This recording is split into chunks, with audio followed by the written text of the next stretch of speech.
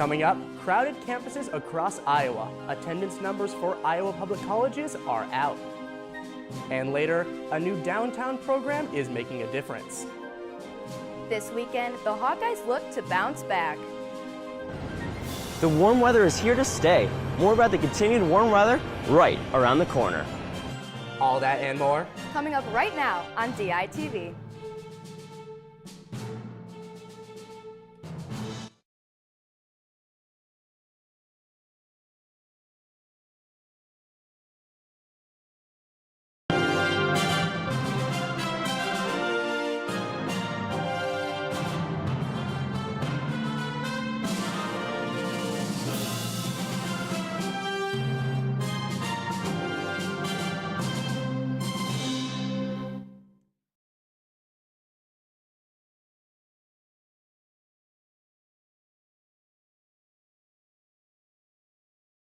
live outside to tell us today's weather story. Sam, it's been warm out as we head to the middle of September, but it's been a bit chilly this morning. Yes, Elise. Iowa City, make sure to pack those sweatshirts because currently it is a crisp 65 degrees right outside the main library. But make sure to keep some room in your backpack for you won't be needing those sweatshirts come the middle part of the day as temperatures will reach a splendid 82 degrees. By tonight, temperatures will dip back down to 65 degrees. For tomorrow, it will almost look identical as today as temperatures will reach a high of 83 degrees. Later, I will walk you through the full forecast of tomorrow's game day. But for right now, Jason and Elise, back to you guys. Thanks, Sam. Numbers have come out for attendance for the major public universities across Iowa. DITV's Draven Murdy is outside with the story. Thanks, Elise. I'm outside of the Pentacrest, and with the school year coming back and freshmen all settled in, we have updated statistics for attendance for all three major public universities across the state of Iowa. Starting with the new undergraduate stats, Iowa State maintains their first overall ranking from last year with 25,268 undergrads. The University of Iowa comes in a close second with 22,738, and it's Northern Iowa coming in third with 7,716.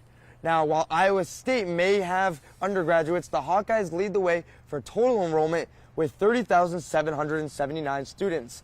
The Cyclones come in just behind them with 30,432, and Northern Iowa comes in third again with 9,283 total students on campus. Iowa's colleges continue to see growth in attendance across the board. Back to you guys in the studio. University of Iowa police are investigating a report of sexual assault that occurred at Kinnick Stadium last Saturday. The incident occurred the day of the Cyhawk game, but it is still unknown if the act happened during or after the event. Authorities are asking anyone who has information on the case to contact University of Iowa police. One person has died following an electrocution in Iowa City on Wednesday morning. A public official issued a request to Mid-American Electric to shut off power at 9:54 a.m. First responders arrived at Herbert Hoover Highway and Eastbury Drive at 9:58 a.m. to treat the victim, who was pronounced dead on Thursday morning.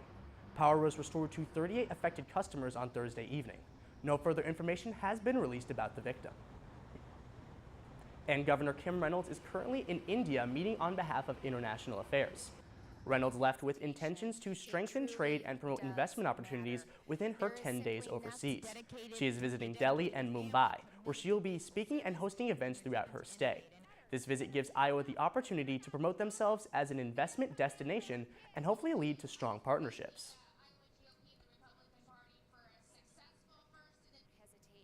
The Iowa Supreme Court upheld the motion to remove 3 Libertarian candidates off the general election ballot. The ruling will kick off 3 candidates from running for the Iowa House of Representatives spots in November. The court has sided with the state's objections panel that the 3 broke state election laws. All 3 will continue their campaigns, but as write-in options in November. A group of almost 40 Iowa lawmakers plan to sue the Iowa Utilities Commission.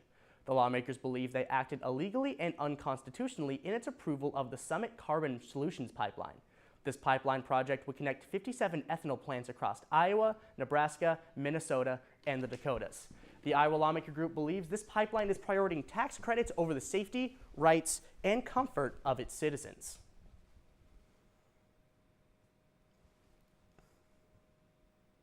In remembrance of 9/11, the Young Americans for Freedom hosted an event to highlight one man's experiences on the day of the tragedy. DITV's Kayla Smith is live in the newsroom about the special guest at the ceremony. Yeah, Jace, Young Americans for Freedom brought in guest speaker Heath Schreck, who is the Associate Director of Veterans Affairs, Iowa City Healthcare. Schreck was in Washington, D.C. on his way to the airport at the time of the attack and had been inside of the Pentagon just one day prior. For Schreck, he wanted to emphasize the importance of community engagement with events like this.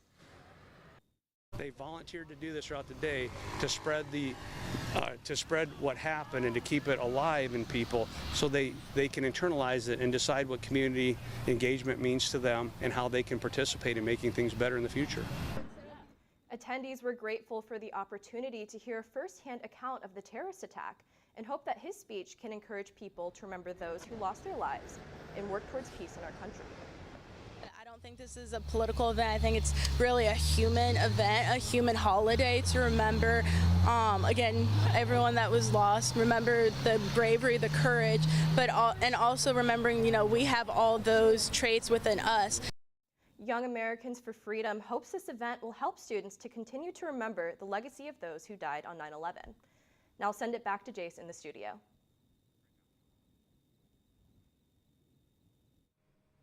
Thanks, Kayla. Last week, the Iowa Artisans Gallery hosted First Fridays featuring local artists from around Iowa. The event happens the first Friday of each month. This month, the featured artists are John Martinek and Greta Songe. Both artists are given the opportunity to talk about their work. While browsing through art pieces, attendees are given complimentary wine and snacks.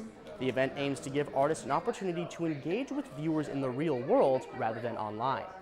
It's a great night for everyone because people are out walking around, going out to eat, enjoying Iowa City, and you get a lot of foot traffic through the show and have a lot of great conversations with people, and people are ready to relax on a Friday night.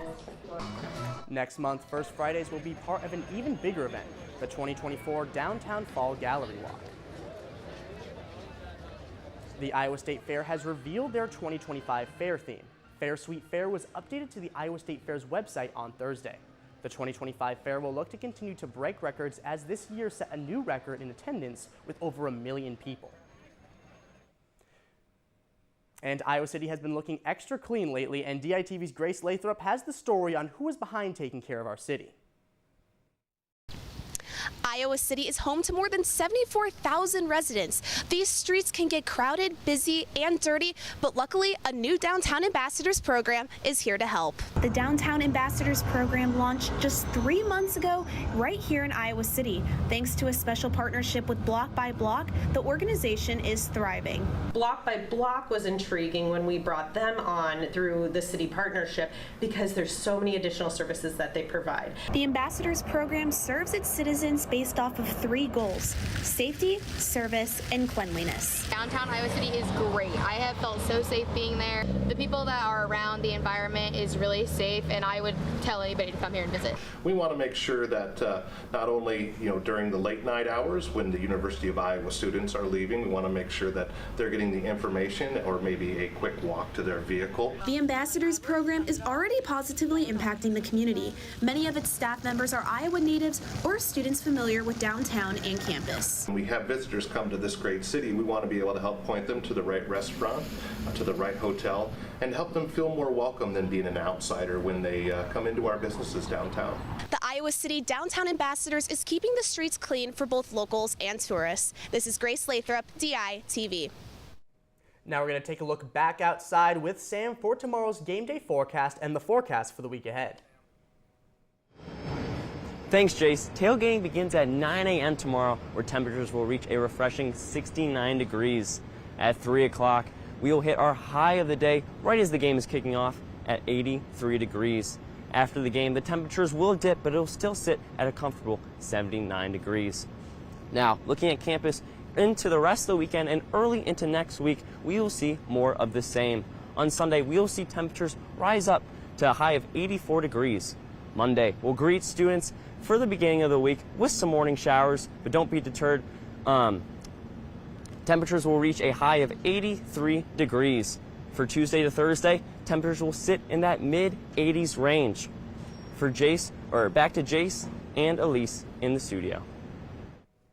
Thanks, Sam. And it's another Friday, which means another weekend of sports. And last weekend went horribly in my opinion, but what do you have to say about this weekend? Well, it's going to be another nice weekend and another warm Saturday, so the Hawkeyes will have the chance to redeem themselves on family weekend in their annual Harvest Kickoff Gold Game. Last week, Iowa started the Cy-Hawk series strong, but crashed and burned in the second half, ultimately costing them the game.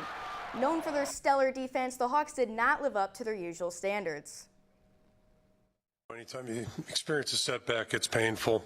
One thing for sure, and I was sure at the team, you don't get second chances, you don't get games back, so it's part of the deal. What we do on Sundays, learn from what took place, and then begin working through it. And the biggest thing is just how you choose to respond. Despite the tough loss, the Hawkeyes have shifted their focus onto how they can improve for their upcoming game against Troy. All eyes will be on junior running back Caleb Johnson, who has had 2 straight 100-yard games and averages 153 yards on the season. Johnson scored 2 rushing touchdowns against the Cyclones last Saturday. This will be the first meeting in all-time history between Troy and Iowa as the Hawkeyes look to get back on track.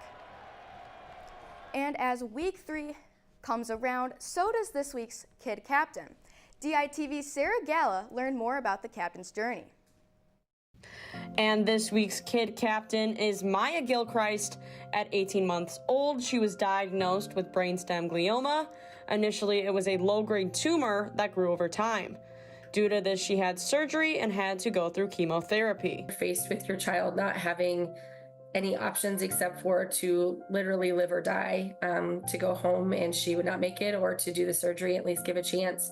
That in our minds was the only choice. This type of cancer has a tendency to grow back. Every time she relapses, it gets more and more difficult because there isn't a standard of care.